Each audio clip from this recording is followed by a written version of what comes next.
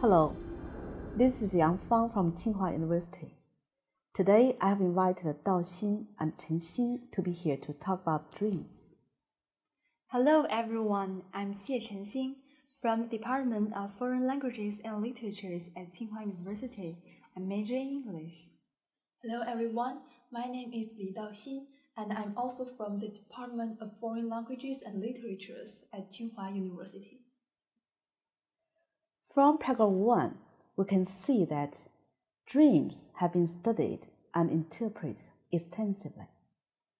Dreams have historical, personal, and religious significance. For example, dreams are described in great details in more than 70 passages in the Bible. Now let's look at how dreams are interpreted and recorded in history. I've heard of that in ancient time. People write down their dreams on the clay template to memorize and cherish their dreams. Okay, Daoxin, do you think dreams have anything to do with our real life? Yes, I believe dreams are closely related to the reality. For example, sometimes when an examination is around the corner, I may get worried and then dream about not doing really well in the exam. It happens to everybody. Yeah. In this passage, do we find the meaning of the dreams? Although some scientists have some solid and specific information about dreams, they still don't know the exact meaning of the dream stages. What does dream stage mean, Daoxin? Yeah, I guess there are different stages of sleep, like the shallow stage or some deeper stages, and they may involve different activities like dreaming or the eyeball movements. But dream itself remains a huge myth to people all over the world. In this passage, the writer is suggesting that the study of a world of dreams is a secondary mental activity. So, Daoxin, how do you understand this sentence? Well, I think in the secret world of dreams, we are able to observe many of our more subtle mental activities or states that are not that easily visible when we are awake. So I really think dreams can serve as a window into our inner world. So you are suggesting because it's more subtle, so it's considered secondary? Yes, I think so. Okay. Actually, many scientists believe we shouldn't study dream world. We should spend more time to study our waking world. So, do you agree with him or not? Actually, I don't agree with this perspective. Because if we study the waking world, there are various distractions like encountering a new friend or traveling to a new place. So if we study the dream, we can avoid these problems. So you're saying we can concentrate on the study of our mental activity more if we study the dream of world? Yeah, I think so. In this passage, we found that the study of the world of dream is not cherished by some scientists, as it is considered to be secondary, less important mental process. Actually, as Daoxin has just mentioned, it's more subtle. It indicates a lot more about our inner world. That's why it deserves much attention and concern. In the next paragraph, there are 3 approaches which try to explain the nature of dreams. Now let's look at together.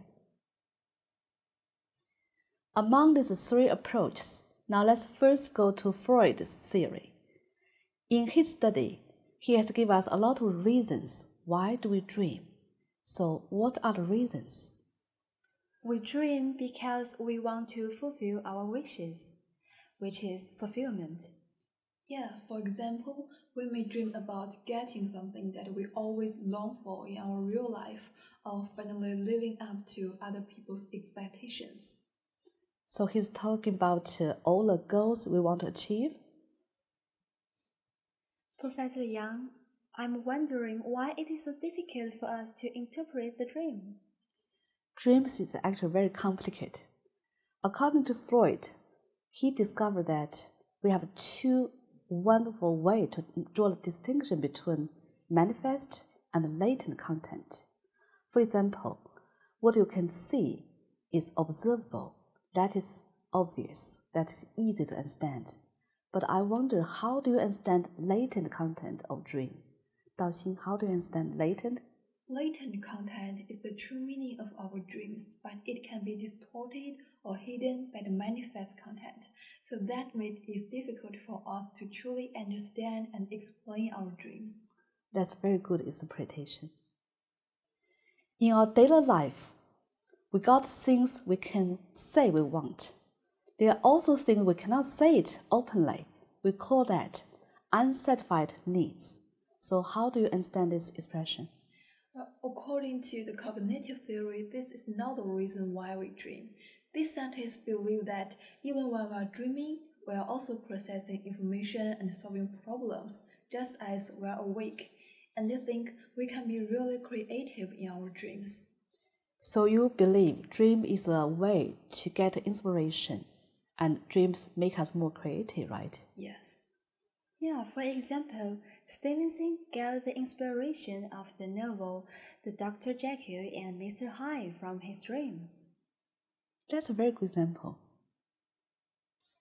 Professor Yang, I'm curious about the details of the activation synthesis theory. In this text, we have mentioned 3 approaches. In the first approach, the Freud tried to explain what is dream and how dream works. Another theory is a cognitive theory, while in the third approach, dreams reflect the brain's efforts to make sense out of or find a meaning in a neural activity that takes place during sleep. In this view, the brain's activity involves a great deal of random activity. And Professor, how is this theory fundamentally different from Freud's theory? It is different. While Freud tried to explain the shifting in dreams as the dreamers attempt to avoid the unpleasant experiences.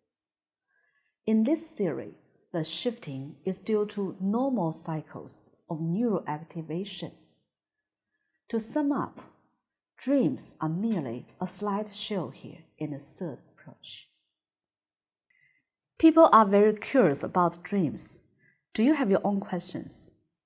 Professor, some scientists claim that our dreams contain colors.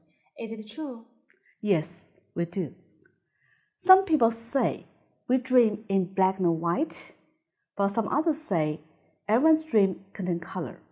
However, we often forget the color when we wake up. What is more, it is claimed that certain colors have fixed meanings in dream. For example, white for purity, red for passion, green for vitality, black for evil or death. However, no evidence has been found to support it.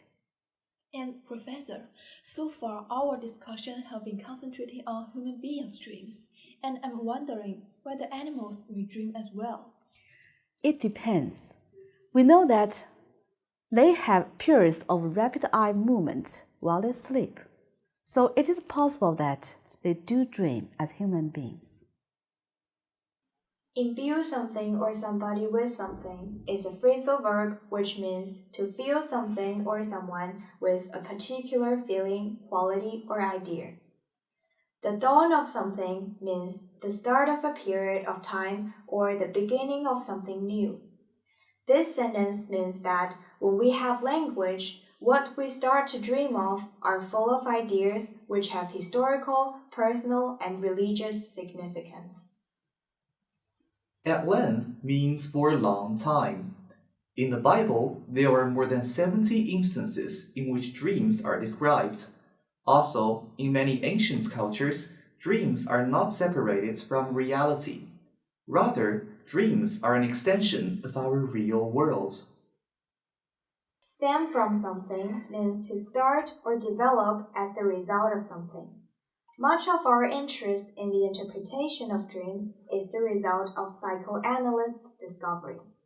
They are working at studying the unconscious mind in order to understand what dreams mean. Here, symbolic content refers to what dreams symbolize or refer to. Nightly excursion into the world of dreams means entering our dreams each night. Excursion into something means a short involvement in a new activity. This sentence means that what we think while we dream is not as rational as what we think in daytime. Dreaming is considered to be a second-rate mental activity. According to Freud's study, we dream because we want to fulfill our wishes, hopes, and goals. Fulfillment is a feeling or satisfaction one gets from achieving something useful. To fulfill needs, especially for sex or aggression, is an unconscious attempt that can hardly be expressed or clarified. Go ungratified means it makes you unpleased or dissatisfied. Freud believes that explaining what dreams mean is difficult because we can successfully hide our wish and goals.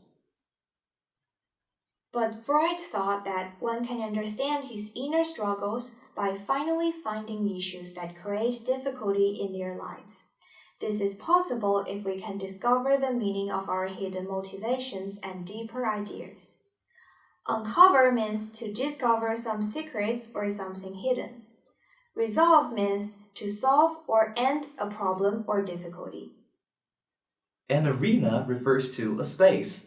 A realm means area of activity, interest, or thought.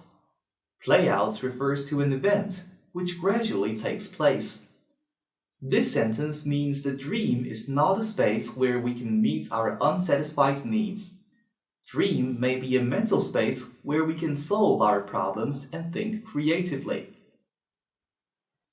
When Howe waked up, he realized that he should put the hole for the thread at the end of the needle. He actually put the hole for the thread in the middle. Elude means to avoid or escape from. According to activation synthesis theory, the dreamer will try to avoid the unpleasant and the taboo. Shifting is a noun that refers back to the action of elude the unpleasant and the taboo. In the process of neural activation, one group of cells simply do what it usually does in the normal cycle of neural activation, while another set of cells is activated. Then a new dream will appear. A landscape is all the features that are important in a particular situation. Here, a dream landscape refers to all the important features of a new dream. This sentence means that about 80% of dreams, those of males and females included, have negative feelings. The writer uses present to indicate that negative emotions exist in their dreams.